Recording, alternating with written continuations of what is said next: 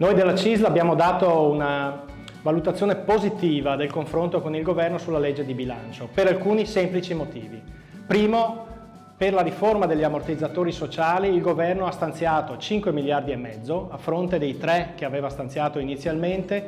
per garantire la copertura degli ammortizzatori sociali alle imprese con pochi dipendenti che finora erano escluse dall'applicazione della cassa integrazione straordinaria. Secondo, abbiamo fatto al governo delle proposte per la riforma delle pensioni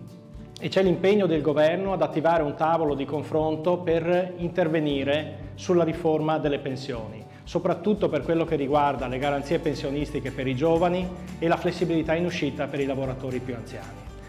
Terzo, sono stati stanziati 2 miliardi all'anno per i prossimi 4 anni per il sistema sanitario, mentre inizialmente il governo voleva iniziare a tagliare le risorse per la sanità già a partire dal 2023. Quarto motivo, perché sono stati stanziati 3 miliardi per fronteggiare il caro bollette per le persone con i redditi più bassi, mentre inizialmente lo stanziamento previsto dal governo era di 2 miliardi. Quinto punto, la CISL dà un giudizio positivo sul risultato del negoziato sulla questione fiscale. Il governo ha stanziato 8 miliardi per la riduzione delle tasse, inizialmente voleva dedicarne 5 alla riduzione dell'IRPEF e 3 alla riduzione dell'IRAP. Il risultato dell'emendamento che il governo presenterà sarà di 7 miliardi destinati all'IRPEF e solo 1 miliardo destinato all'IRAP. Di quei 7 miliardi la stragrande maggioranza, l'86%, saranno dedicati a ridurre le tasse alle persone, lavoratori o pensionati con un reddito inferiore a 50.000 euro e il 47% di queste risorse saranno destinate a persone con un reddito fino a 28.000 euro. Inoltre viene aumentata la no tax area per i pensionati che godranno per la prima volta dopo molti anni di uno sgravio fiscale e viene introdotta una decontribuzione per i lavoratori fino a 35.000 euro per ottenere un risultato che non si sarebbe ottenuto con la riduzione dell'IRPEF perché parliamo di persone che pagano un IRPEF molto bassa. Quindi complessivamente noi diamo un giudizio positivo.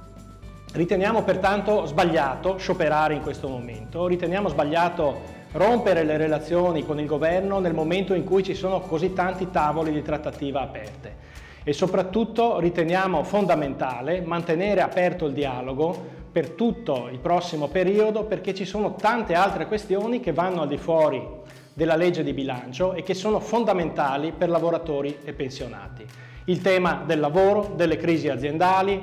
un forte investimento per noi necessario sulla scuola e sull'istruzione, la riforma degli ammortizzatori sociali che va completata soprattutto con le politiche attive e soprattutto l'utilizzo dei tanti fondi del Piano Nazionale di Ripresa e Resilienza che devono essere oggetto di un confronto anche con le parti sociali e il sindacato, la CISL, vuole dire la sua anche sull'utilizzo di queste risorse. Noi come CISL abbiamo deciso, manifesteremo sabato 18 a Roma per migliorare ancora i contenuti della legge di bilancio e soprattutto per tenere aperto il dialogo con questo governo.